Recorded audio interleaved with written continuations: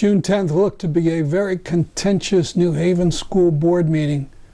Superintendent Carol Burks had notified the community that 53 teaching positions were being eliminated and those teachers were being moved to vacant slots. Students engaged in a number of protests, the latest last Friday when 100 students at the Cooperative Arts and Humanities High School staged a silent walk out of classes. The board meeting was a chance for the teachers and public to make a statement, and scores of people signed up to speak. Near the start of the meeting, the school board broke for a short, private executive session. I took the opportunity for 3 brief interviews with teachers. Kristen, how do you feel about this question of these closing of positions, 53? I think it's a horrible decision. We're losing positions. The class sizes are going to be bigger. Also, a lot of electives won't be taught anymore, and it's been done improperly in violation of the teacher's contract. And there's just so many things wrong with it. And why is the board doing it? I don't think they really know what they're doing. I mean, I don't know if they've read the contract, and also to think that teachers are just interchangeable cogs, that you can just take them from one school and put them in another school and that's just all it is. Teaching is about building relationships. It's about having that connection with children, and that takes time. When you're a new teacher, it takes you about 5 years to figure out what you're doing. And once you've done that, it takes time even after that. I teach in a school where I'm an 8th grade teacher. It's 6-8, it's a 6-12 school. And I often have the 9th through 12th graders come back just to see me because they need me to talk to them. They need to know that I care about them. And I ask them how their day is and they come and share with me. It's about knowing that somebody's in a school there for you. So I understand you're going to speak tonight. How do you feel about this question, this move by the board to transfer so many teachers? I think it's extremely ill thought out. There is no criteria upon which they base these decisions. There is no evidence that any savings will take place as a result of this, and I question the very procedure of how it was done. Are there people from ESOM who are slated for transfer? There are a couple, yes. And what does the board say? They don't have the money? Well, we don't know because we don't even know in New Haven, because I'm a taxpayer, we don't know what the deficit actually is. We don't know what the income is. So how do you make a decision on what you're going to cut when you don't know how much your debt is and how much you have to spend? I couldn't run my household on that. I understand that some people are asking for a very careful audit of the budget. Yes, I would call it a forensic audit, and I think that the only way that this Board of Education can go forward to bring us into some sort of fiscal stability, which we need, is you must know all the facts and there must be transparency. There is not transparency when numbers are being thrown around every day, different numbers, what is it, what isn't it? How could a person make a good decision without all the information? Bob, I understand that you're one of the 53 who got a transfer notice. Yes, I am. When did this happen? Were you blindsided? A week ago. Yeah, I was definitely blindsided, and it happened a week ago Thursday, so 2 weeks ago this Thursday. And where do you teach and what do you teach? I teach at Hill Regional Career High School. I teach history. Mm-hmm. What level is that? High school. Oh, high school, of course. So, inevitable question, how did you feel when you got that notice? I felt stunned and angry. I didn't think it was right, didn't think it was fair, still don't. Especially Chris Brennan and I really mean a lot to those kids. And as you can see, kids have spoken up, which is the best part about all of this. Sometimes out of bad things, good things happen. And the students learning to stand up for themselves and doing the things that they have done, support us and support themselves and be articulate, that's worth all of this. And so if no matter what happens, kids have learned something in this town that they're not ever going to let go again. They're not going to let anybody lie to them. Now, how many years have you been teaching? 12. And it would seem that you would have seniority. Doesn't that matter in these transfers? Apparently in these involuntary transfers and intricacies of which I know very little,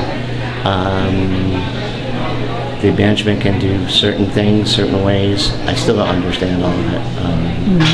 I just know that I'm hopeful that the Board of Education tonight will say no to this, and if they do, then I think I'm going back to where I want to be. Then came a surprise. Board member Dr. Edward Joyner made a motion that we will not accept the superintendent's plan for transferring teachers, that we would look at this within the context of a larger budget mitigation process. Essentially, he proposed stopping the transfers. The motion? It passes unanimously.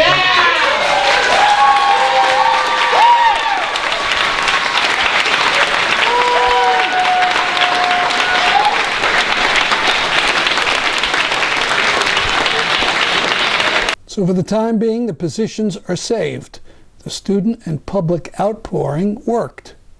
Now, the first two remarks from the public.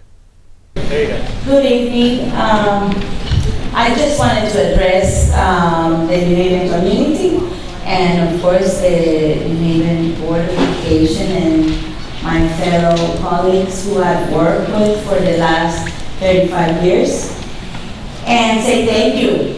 I have grown in this city. I came when I was only 22. I'm living at 57 and I feel that I have learned to be human here. And I want you to know that I know as much controversy continues to happen about mitigation, there's going to come a time that you're going to have to make hard decisions because our bilingual students are underserviced. And it's been a problem here. We talk about this all the time. And when the mitigation comes for them to get services, you will be back here. But they need to get services. We needed 3 supervisors downtown because we have to review the programs. Because I am sure we will find violations to civil rights. And this board was very courageous. And this administration was courageous bringing you those 3 people. Please start thinking about how you support those children. 16% of those students here in New Haven are those students. If we want our city to continue to grow like we've done in the past, we've had to champion other communities, other groups of people. But if we want to continue being the city that we really are, you have to champion these kids. You cannot wait for the bilingual teachers or the bilingual supervisors or the bilingual parents to be asking for this. Everybody in New Haven should be asking for this. Everybody in New Haven should be thinking, what are we doing about that? Because it will impact all of you if you don't pay attention to it. This city is a beautiful city that has opened their arms to good people, and they are part of our community. I see many of them here tonight. And I know that all of you can come up with the solutions that are going to help these bilingual students. But I want to tell you, we had much worse when I started. It was invisible. So you've made it visible. You have opened doors for English learners to be part of this community in schools. Principals have worked hard on it. Teachers have worked really hard on trying to make them fit and not only fit, learn. So please continue to be the New Haven I love, and I will miss you all. Thank you.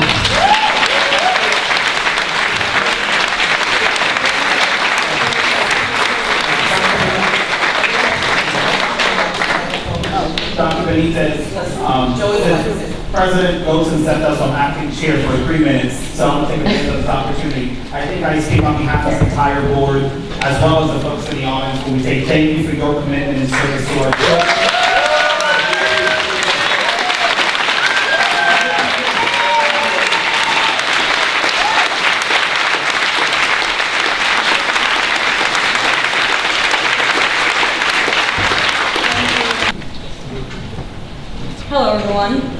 My name is Mel Blasio, and I'm the graduating valedictorian for Metropolitan Business Academy.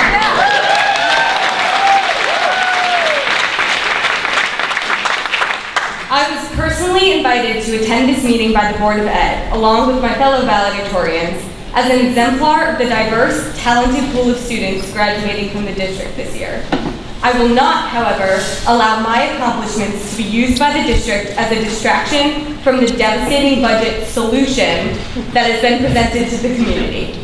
I say solution because the proposed staff cuts and transfers are not a real resolution to any of NHPS's problems. MBA is supposed to lose 10% of our staff. So let's talk about where I would be if those positions had been cut prior to my freshman year. Losing an English teacher would eliminate our essential freshman writing workshop class. This is where I learned to write resumes and personal statements that got me accepted into Yale, and the 21st century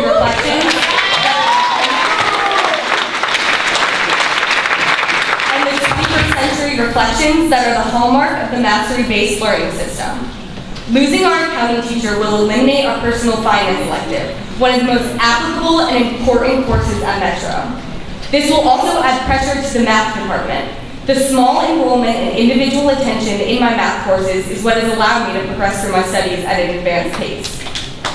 Cutting a digital media instructor will make even fewer valuable electives available to students. All of these staff cuts may force MBA to limit yearly course loads to 7 classes instead of 8. A reduced course load would have made it impossible for me to attend college courses and extracurriculars while still fulfilling my graduation requirements. This will negatively impact MBA's graduation rate and will increase the already considerable stress on summer credit retrieval programs. I understand that solving your budget crisis will require sacrifice. However, you cannot praise the success of this year's graduating class while simultaneously denying future classes the mechanisms to obtain comparable success.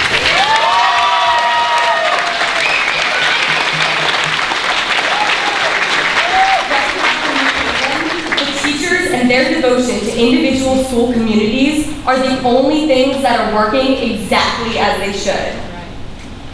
In fact, they are exceeding expectations despite the overburdened system they are operating within. There must be another solution, and it is your responsibility to find it. Thank you.